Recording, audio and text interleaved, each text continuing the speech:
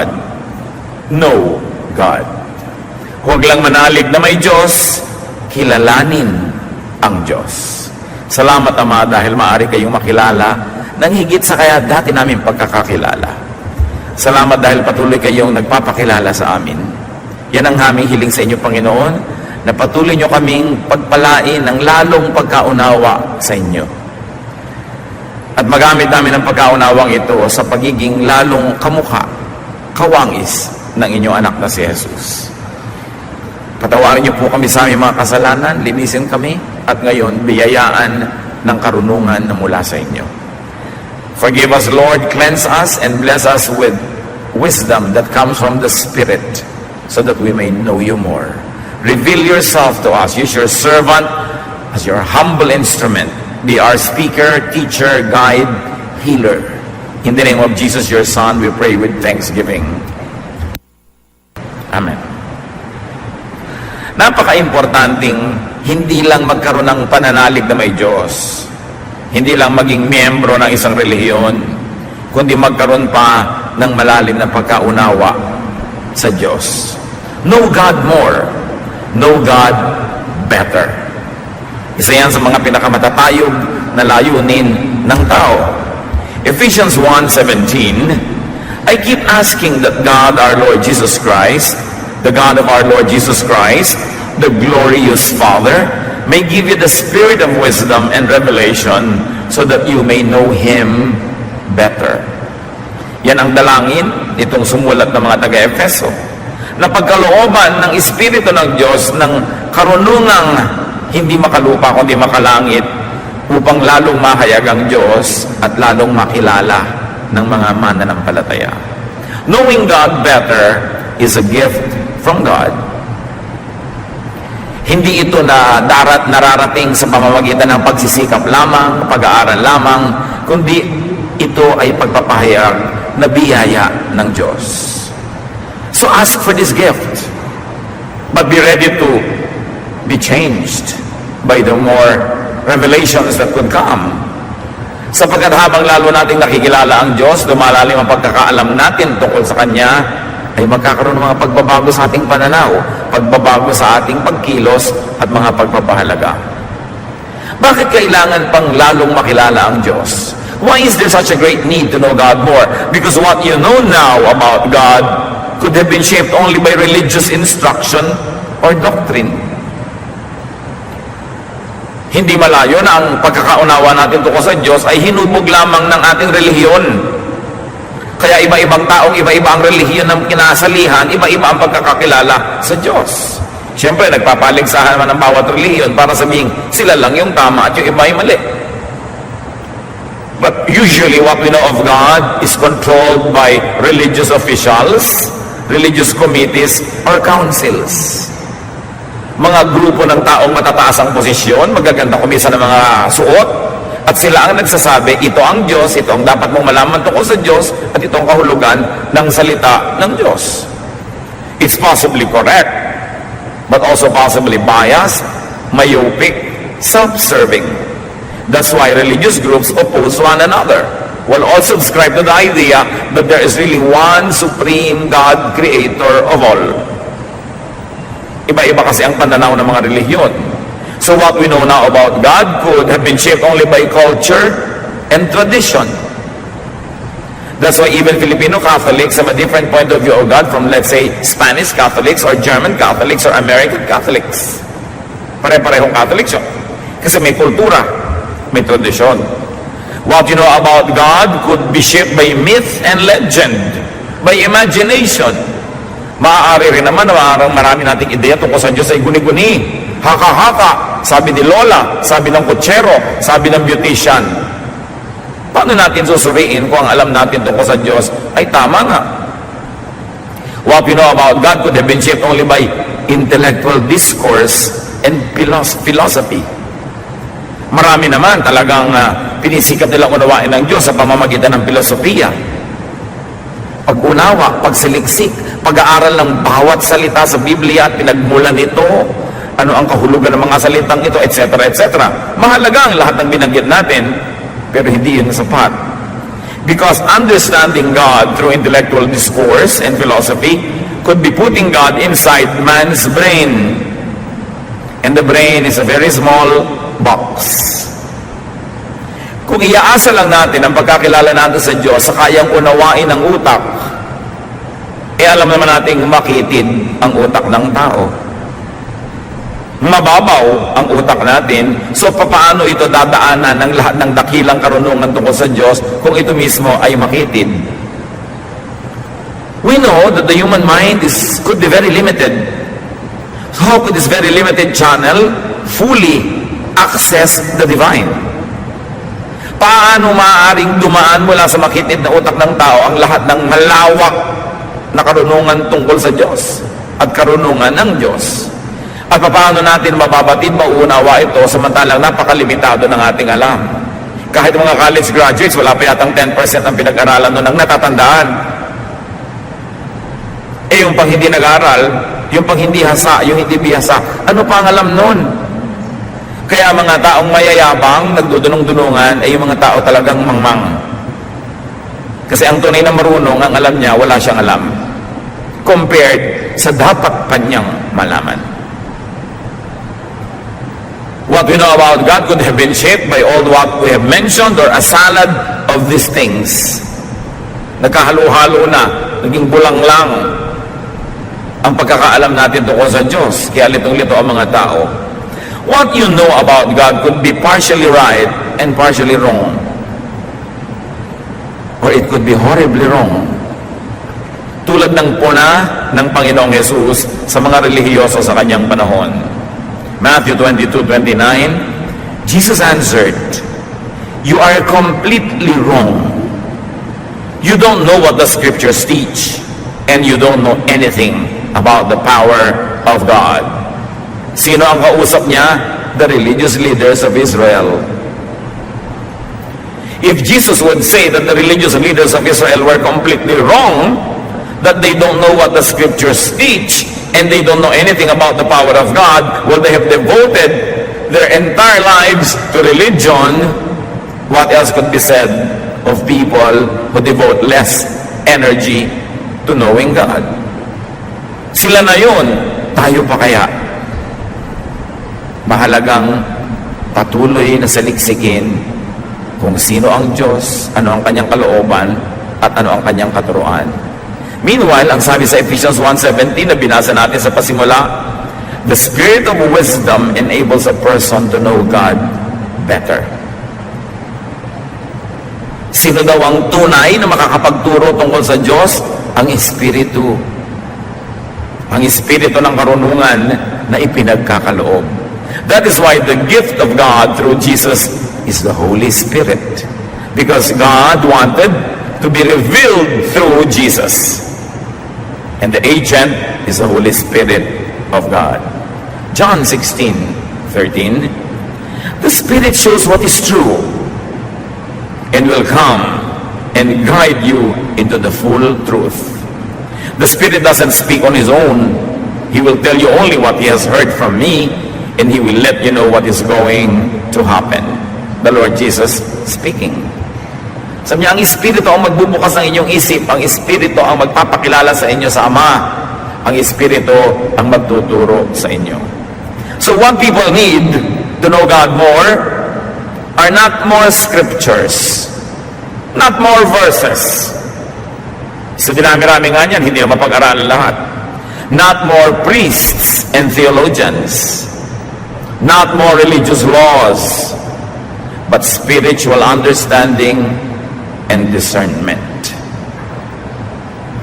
Ang tunay na kailangan natin ngayon ay hindi mga karagdagang pang mga banal na kasulatan, hindi karagdagang mga pare o mga pastor o mga theologian, hindi karagdagang pang mga regulasyones, kundi espiritual na pagkakamulat.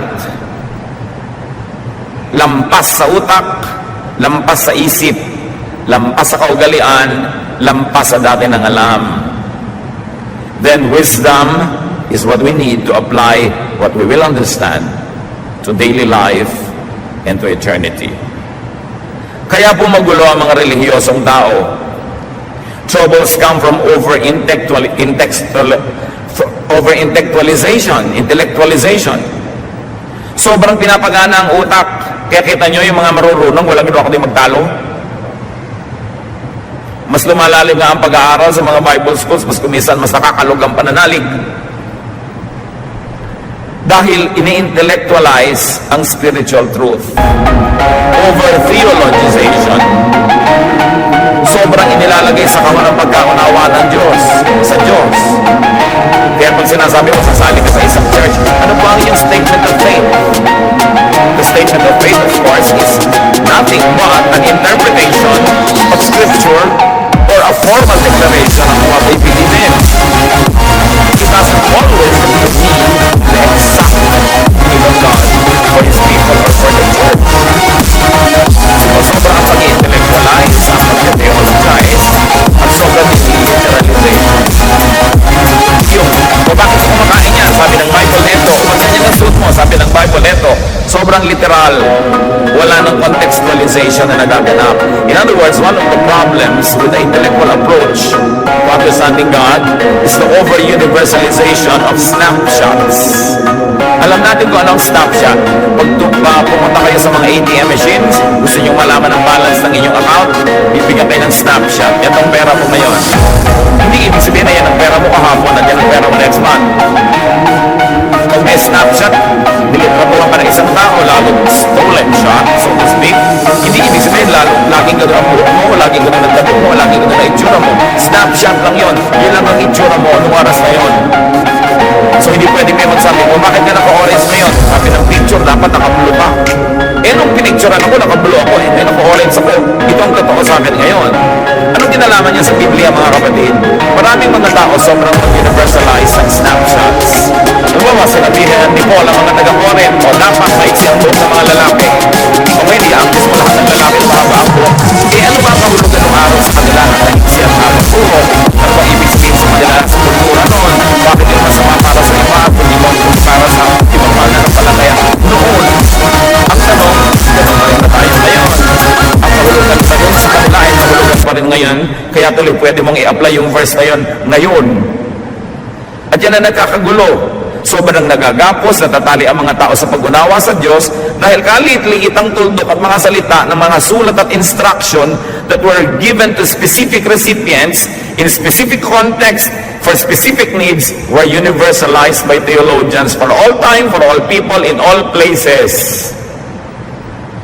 Nawawalan tuloy ng alat, ng sarap ang salita ng Diyos kung ino-over universalize at ino-over kulang sa contextualization.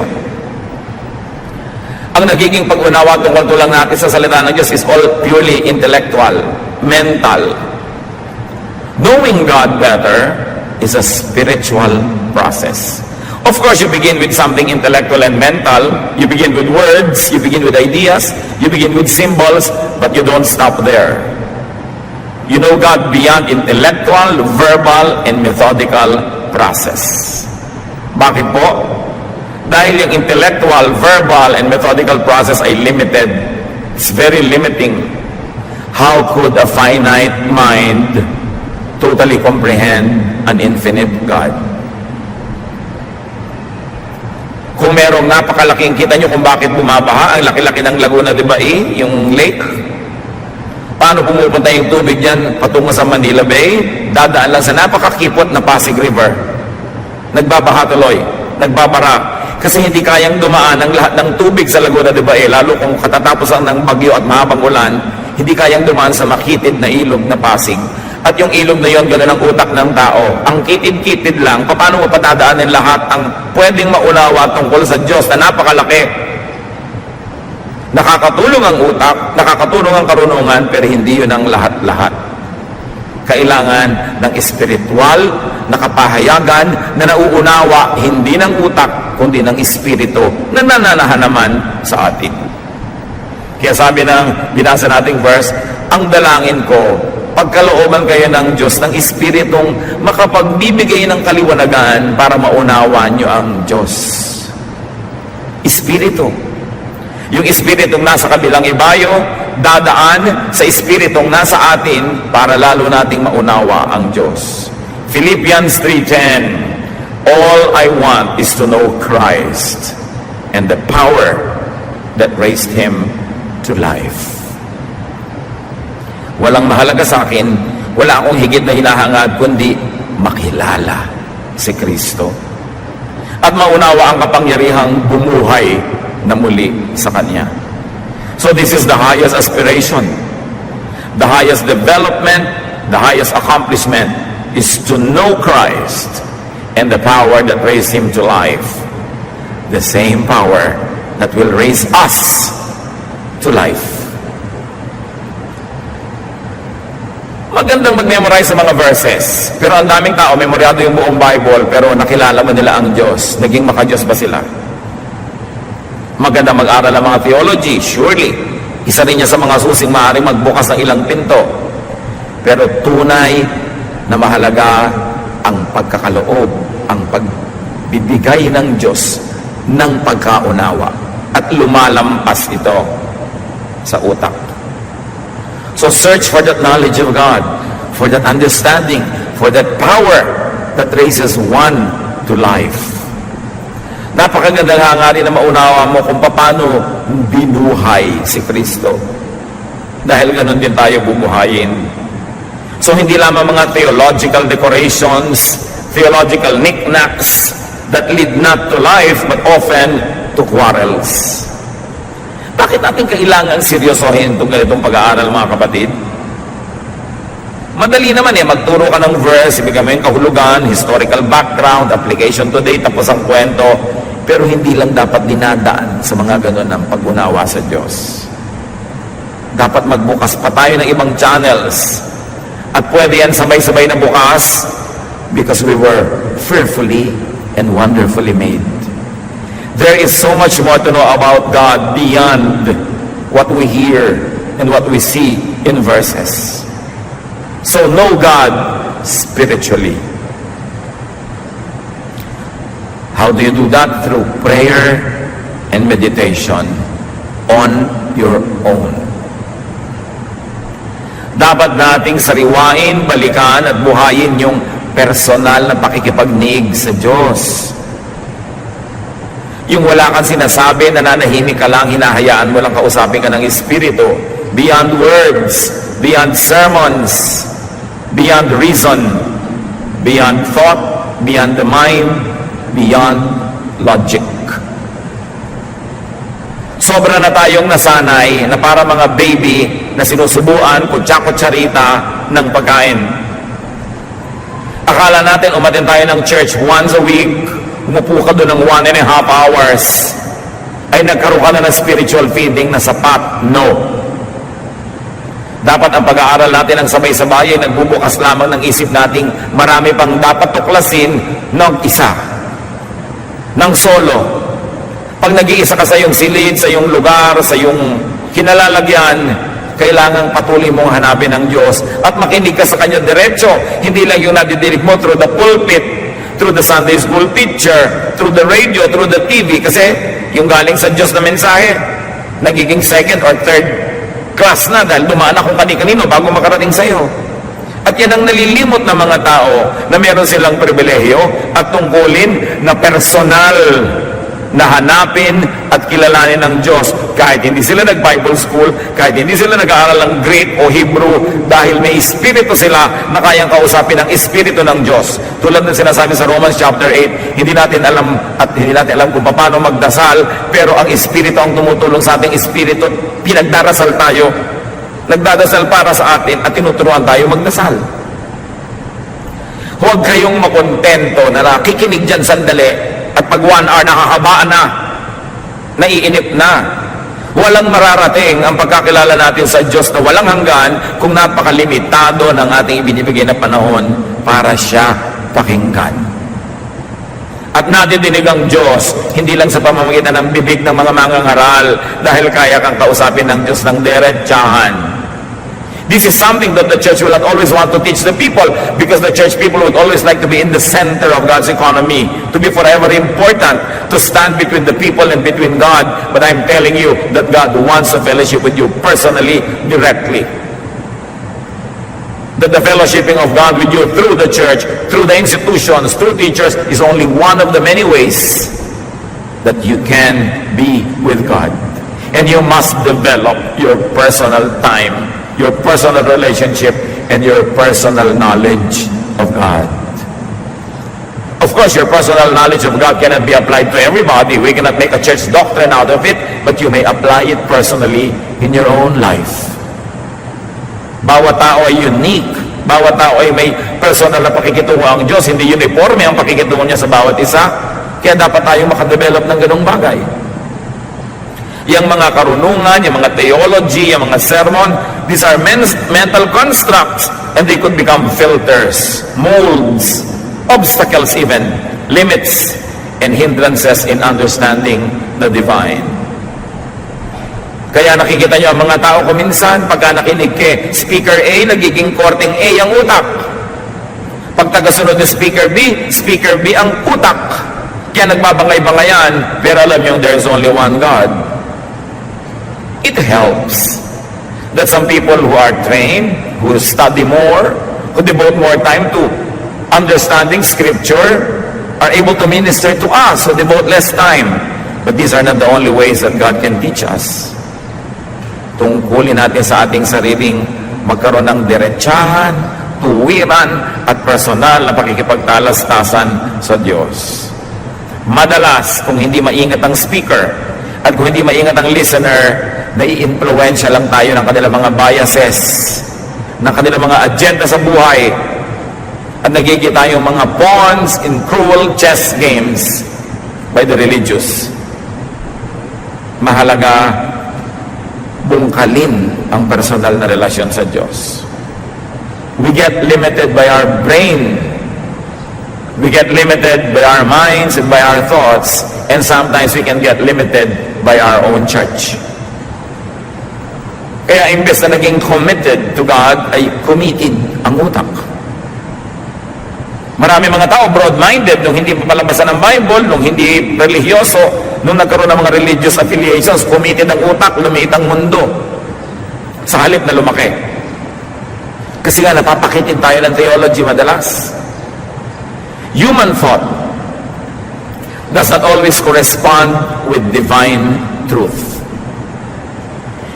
Hindi laging sang-ayon at katumbas ng iniisip ng tao ang iniisip ng Diyos. Human thought can never correspond completely with God's truth. Isaiah 55, 8-9, the Lord says, "My thoughts and my ways are not like yours. Just as the heavens are higher than the earth, my thoughts and my ways are higher than yours." Ang iniisip ko ay hindi katulad ng iniisip nyo, sabi ng Diyos. Ang aking pag-iisip, ang aking mga pamamaraan ay higit na mataas kaysa sa inyo, tulad ng kung gaano kataas ang langit mula sa lupa. Kung ganon, sino ang maglalakas ng loob at magyayabang para sabihin, lubos na nauunawa ko ang Diyos, ito ang tungkol sa Diyos, ito lang ang totoo tungkol sa Kanya, kaya makinig kayo sa akin. We can always attempt. Sometimes we hit, sometimes we miss. But nobody should be so self-righteous and so blinded as to think that he fully understands the divine and that he is the only channel of wisdom about the divine through whom people can learn. Everybody is a seeker, and we must develop healthy respect for fellow seekers, though we may not always agree in methodology, and sometimes even in our tentative discoveries. Pero dapat nakabukas ang isip ng tao. 2 Peter 3:8, dear friends, don't forget that for the Lord, one day is the same as 1,000 years. And 1,000 years is the same as one day. Of course, here we cannot always be literal and say, 1,000 years pala natin, 1 year, one year lang kay Lord. Ang ibig sabihin, hindi tayo pareho ng panukat sa panahon. Kaya kung minsan inip ka na, sa hindi pa nainip ang Diyos. Ang ibig sabihin lang nito mga kapatid, mga verses na binabasa natin, huwag nating isipin na kung paano tayo mag-isip, ganoon din ang Diyos. Kaya nagtataka ka, Lord, kung mabait kayo, ba't di niyo po ito ginagawa? Eh sinasabi ni Lord, iba ka naman mag-isip, iba ako mag-isip. Huwag mong asahan na mag-iisip ako tulad mo. Paminsan-minsan, pareho tayo lang iniisip dahil nasa iyo naman ang aking espiritu, pero minsan-minsan lang yon. Huwag mong asahang lagi mo ako maunawaan, sumunod ka na lang. Yan ang mahalaga. Kasi akala natin, pag hindi natin nauunawa ang Diyos, meron na tayong dahilan para hindi sumunod. Talagang hindi natin mauunawa. Maliit nga ang utak natin eh. Pero patuloy tayo, tatangka, paano lumaki-laki naman ang pag-aunawa natin bago tayo humarap ng mukhaan sa Panginoon? So know God personally, beyond, without institutionalized doctrine or philosophy. When we are all together, we subscribe to a common doctrine and philosophy and method so that there will be unity.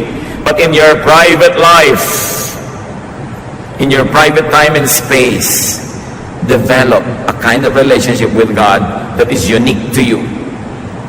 Because we are the temple of the Holy Spirit. We can correspond directly with God. So, kung iba ang gusto nyong paraan ng pag-awit, gawin nyo. Pero pag nag-iisa kayo para hindi makagulo sa iba. Meron kayong mga paniniwalang sobrang kakaiba sa paniniwala ng iba. Hindi i-apply nyo sa inyong personal na buhay. Pero nyo kailangang idikta, ituro at hanapan ang lahat ng kapatiran na yun din ang paniwalaan.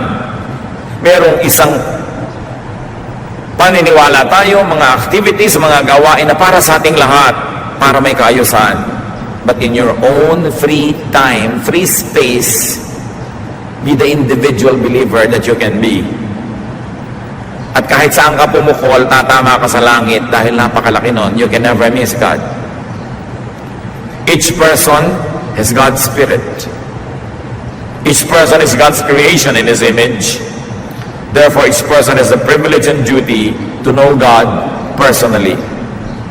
Although we know God corporately, as a fellowship, as a church, and whenever we are together for the sake of order, we observe decorum, we observe commonalities.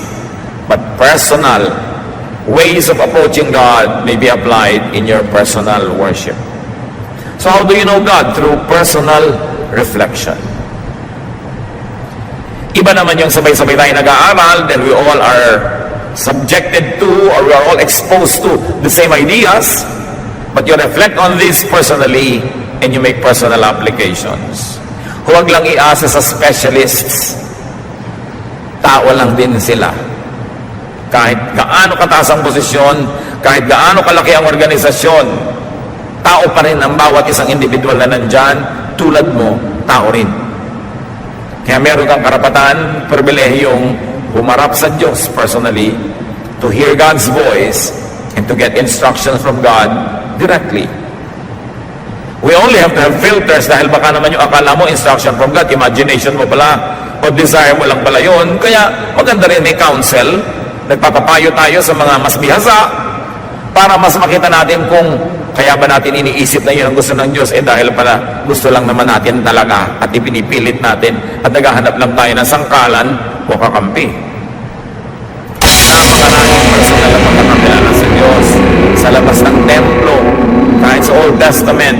Napakaraming revelation ng Diyos sa mga personal na mga individual, hindi pinadaan sa religious institutions, although may pinapadaan din sa religious institutions.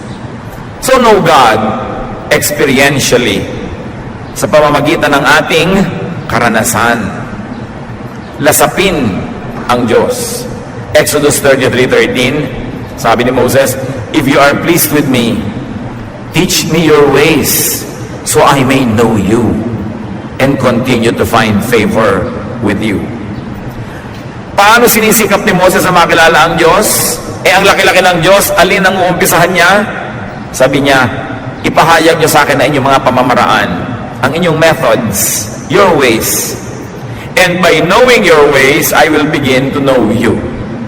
By knowing your methods, by knowing the way you do things, then I will have tools to know you more. Knowing God's ways leads to knowing God. And the ways of institutional religion are not always God's way. Alam niyo kung paano napakarami nagkaroon ng mga religious wars? Hindi yan ang way ng Diyos. The way of Jesus is peace. Kaya nung siya aarestuhin sa halamanan, naglabas ng sandata ang isa sa mga kanyang mga alagad at tinaga yung isang taong dumating. Sabi ng Panginoon, itago mo yung sandata mo. Kung gusto ko ng gyera, kaya kong tumawag ng mga bata-batalyong anghel para makipaggyera. But that is not my way. So whenever you see religious wars, you know that it is only the way of men, the way of religions, but not the way of God. And in that case, religious groups misrepresent God. Kaya kailangan nakikita natin yon. Know God through His dealings with you and others. Alam nyo ba na kung bubuksan nyo lang mga kapatid ang inyong mata at tainga, be observant, makikilala nyo ang Diyos kung paano siya sumasagot sa inyong mga dalangin. Kasi lagi siyang sumasagot. Yes, no, later, sagot yon. Kung paano siya nagpapahayag sa pamamagitan ng mga mumunting mga himala na hindi nyo napapansin. Ang sarap na magbukas ng mata, magbukas ng pakiramdam, at damahin nyo ang pagtuturo, pag-aakay sa inyo ng Diyos araw-araw, laging nandun. Hindi lang kasi tayo nakatune in. Wala tayong inaabangan kundi mga dagat na mabiyak, mga tala na bumaba, umakyat, maraming himala araw-araw. Yung mananalangin lang kayo, lalo yung mga talagang nananalig, humihingi ng signs, nakakakita sila. Lord, ano po bang gagawin ko? Nakakalito naman. Ang sasagutin ko ba, itong si maliligaw, A, B, or C, please give me a sign. And they see signs. Kaya lang, don't be deluded and don't be deceived by your emotion. Kailangan, sinusuri, pero meron. Buhay ang Diyos. Kumikilos siya. Sangkot siya sa buhay natin araw-araw. Kailangan lang nating makita. Hindi lang sa verse nakikita, hindi lang sa sermon. Araw-araw. Kasi kasangkot siya at mahal niya tayo. Observe. Know God through the way God moves in your life. You don't need somebody else's life to show you this. You have your own life, which is the palette through which God paints. Parang isang tanghala ng ating sariling buhay na doon nakikita ang performance ng Diyos. Kailangan lang nating magbukas ng pananaw. God can be experienced. You don't only hear about God, you don't only hear God's words, experience God. Kailangan lang sensitive. One way to measure if someone does not know God, 1 John 4:8. God is love, and anyone who doesn't love others has never known Him. Ang Diyos daw ay pag-ibig at sino mang hindi umiibig sa kapwa ay hindi nakakilala sa Kanya kahit paano. So God is love. That is one of the greatest truths revealed in Scripture. Therefore, God's way is the loving way. Anyone who does not love, anyone who is not loving, anyone who employs unloving ways, does not know God. Despite doctrine, the doctrine, kahit ang ganda-ganda ng doctrine, kahit ang linaw-linaw ng doctrine, ang tanong mo, loving ba? Despite statement of faith, despite religious connection or title or credentials, despite education, if someone was not loving, the Bible says, he does not know God. Kahit mataas ang ranggo, mataas ang pinag-aralan, pero kung hindi maibigin sa kapwa, hindi raw nun kilala ang Diyos. He could believe in God, no doubt. He could be religious. But still, he does not know God.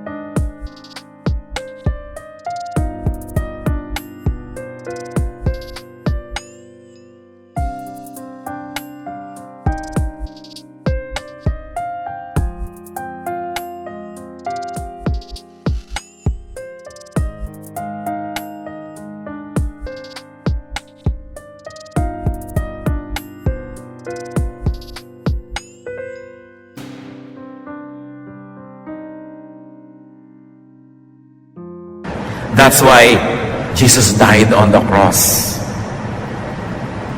He did not die preaching. He did not die disciplining people. He did not die na namamalo, nagagalit, nanguhusga. He died loving.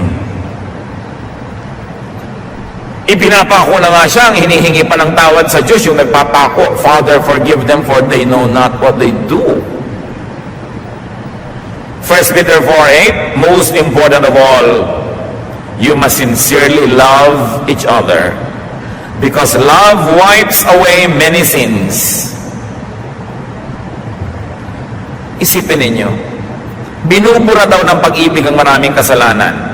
Sa iba, o may kasalanan ka, paano natin buburahin? Paparusahan kita.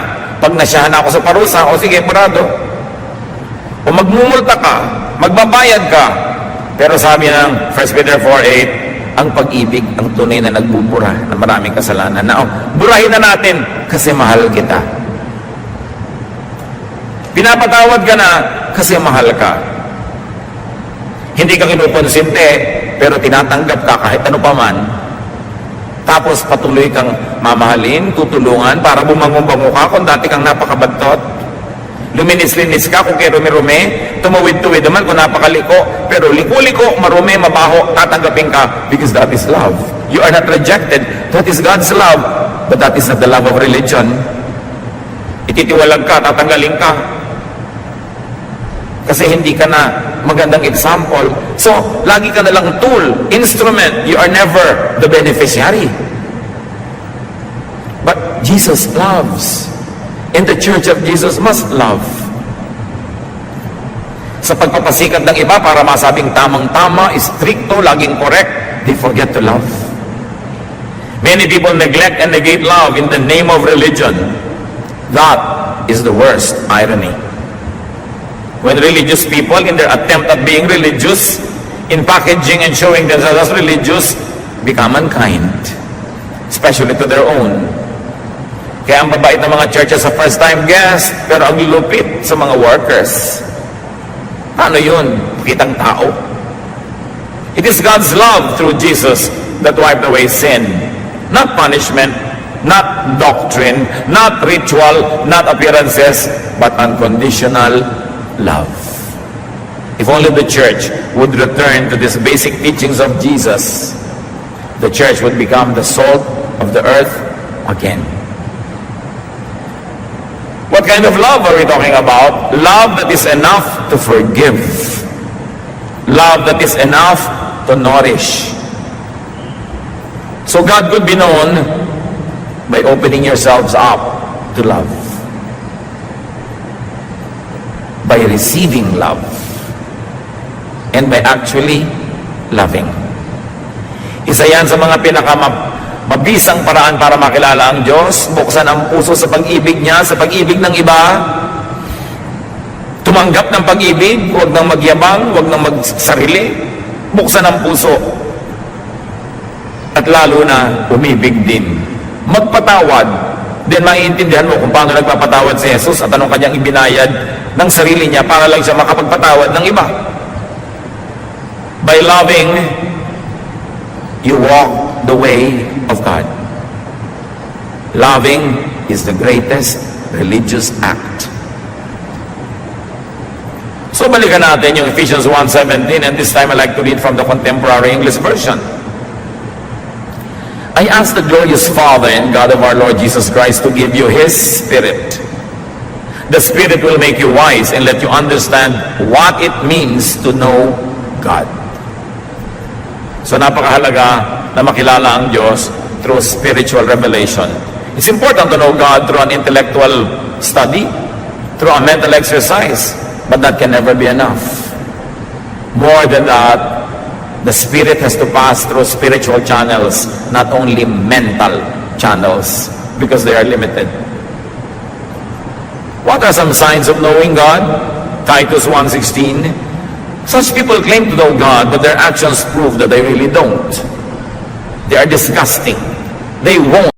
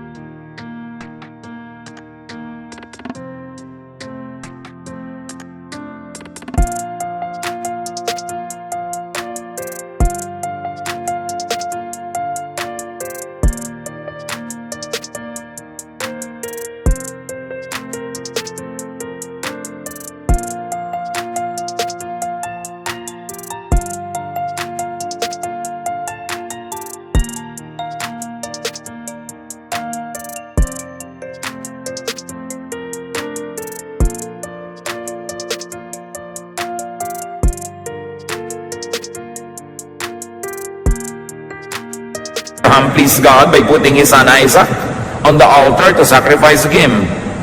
Now you see how Abraham's faith and deeds worked together. He proved that his faith was real by what he did. We please God by what we do, and not only by what we believe. Anyone who doesn't breathe is dead, and faith that doesn't do anything is just as dead. Sabi niya, huwag niyong ipagmalaki na naniniwala kayong may Diyos. Pati ang mga dyablo naniniwala. Sa katunayan, nanginginig sila sa takot dahil naniniwala silang meron. Pero hindi sapat ang paniniwala ng mga dyablo para sila maging mabuti. Naniwala lang sila hanggang doon. Kaya sabi, kung kayo man naniniwala lang, pero hindi kayo mabuti, hindi kayo gagawa ng mabuti, walang patunay sa inyong mga gawa na naniniwala kayo, katulad lang kayo ng mga dyablo na yun. Huwag kayong manalig na okay na kayo dahil lang naniniwala kayong may Diyos.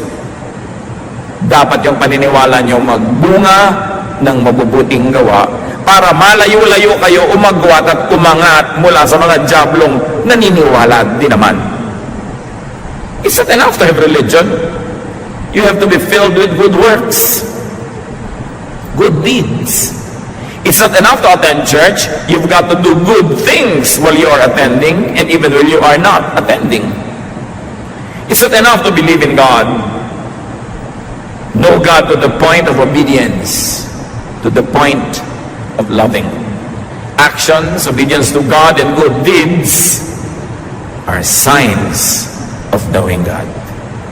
Not intellect, not memory verses, although they help. Matthew 5:16, sabi ng Panginoong Jesus, make your light shine so that others will see the good that you do and will praise your Father in heaven. Love is the greatest proof of knowing God. Many people don't know religious teaching, they don't know doctrine, but on top of all of that, you want to know God? Love. And you will know God. Dear God, we thank you. We thank you that you're a God of love, not of hate. That you're a God who forgives, not keep records of our wrongs. Salamat po sa inyong kabutihan. Ang aming dalangin ngayon, maunawa namin ito at maipamuhay. Na maraming paraan para kayo makilala at lahat ng paraan na ito, magbukas kami ng aming puso, espiritu, isip, mga karanasan namin para lalong kumulay, dumami, gumanda ang pagkakilala namin sa inyo. At kung ipakikilala namin kayo sa iba, nawa hindi sa pamamagitan lang ng doktrina, ng pagtuturo at pangangaral, kundi sa pamamagitan ng aming pag-ibig. Because love is the greatest religious act. Teach us to be masters of it. Teach us to be experts at loving. At nawa, Panginoon, patawarin niyo kami sa lahat